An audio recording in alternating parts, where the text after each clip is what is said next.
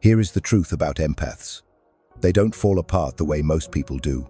They don't yell, they don't fight, and they don't wage war with dramatic outbursts. No, when an empath finally reaches their limit, they disappear quietly. And that's when the real nightmare begins for the narcissist. This isn't just some psychological event we're talking about here. This is something much deeper. It's what Jung called a psychic transformation. When an empath finally snaps, it's not rage that takes over. It's a realization. A sacred, often painful recognition that they've been living in someone else's drama, trapped in a theater of shadows. See, the empath wasn't born just to absorb everyone else's pain. They were born to see, to feel deeply, yes, but also to see into the very soul of another person. That gift, though divine in its origin, becomes a curse when it's placed in the hands of someone who doesn't want to be truly seen. The narcissist, AT, that fragile god of mirrors, is terrified of being known. Their entire reality depends on illusion. They survive on projection, on control, on distortion. They don't love. They possess. They don't connect. They conquer. So when the empath, who's been slowly drowning in this sea of lies, finally opens their eyes, something ancient awakens in them. I've seen this pattern countless times. In dreams, in case studies, in the old myths. The empath becomes entangled with what Jung called the wounded tyrant archetype. This isn't just romance. It's an unconscious contract, a dance of opposites. The empath believes they can heal the narcissist's inner chaos. They mistake their sensitivity for medicine. They try to become the savior of someone who doesn't want to be saved, only obeyed. But here's where it gets dangerous. The empath starts abandoning themselves in the name of compassion. They confuse boundaries with selfishness. They excuse manipulation as trauma. They justify cruelty as pain in disguise. And slowly, they forget who they are. They forget what they need. They forget the very essence of themselves. This forgetting isn't harmless. It's a kind of psychic death, a slow erosion of the spirit. It shows up not just as depression, anxiety, and exhaustion, but in the body, in dreams, in how they see the world. The empath begins to feel like a ghost in their own life. They walk through rooms and don't recognize their own reflection. But the soul has a limit. And when that moment comes, when the soul can no longer carry the weight of suppression, it doesn't ask permission to awaken. It simply rises. Often through dreams, sometimes through illness, sometimes through a sudden surge of energy that says no more. This is the spot. But it's not an explosion. It's an implosion. The empath doesn't lash out. They return inward. They begin to reclaim what they gave away.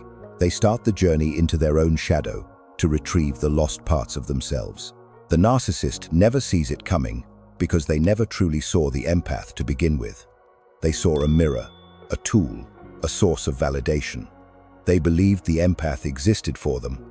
So when the empath finally disappears, energetically, emotionally, spiritually, it's like a portal closes. Suddenly, the narcissist is left alone with what they fear most, themselves. There's a reason narcissists seek out empaths. It's not love, it's not connection, it's reflection. The narcissist sees in the empath what they buried long ago. The capacity to feel, to grieve, to suffer, to heal. The empath becomes a living reminder of the sacred wound they've denied. But rather than face it, they exploit it. They bind the empath to their unhealed inner child and call it love. And the empath, conditioned by spiritual rhetoric that equates love with sacrifice, accepts this bondage as destiny. They endure, they forgive, they pray, and in doing so, they reinforce the narcissist's illusion that they are the center of the world. But again, I tell you, the soul has a limit. The empath snaps not in hatred, but in awakening. It's the same process Jung described in individuation, a rupture where the false self dissolves and the true self begins to emerge. It's not clean, it's not poetic, it's messy, terrifying, and sacred. The empath begins to see that their compassion wasn't always compassion, it was fear. Fear of abandonment, fear of conflict, fear of being unworthy, unless they were useful. So the real journey begins, a spiral descent into the unconscious. They start to retrieve their shadow, the rage they denied, the grief they buried, the need for sovereignty they silenced. They stop rescuing and start remembering. They reclaim the voice that once whispered no, but was always silenced by the need to be nice. This is where the great reversal happens.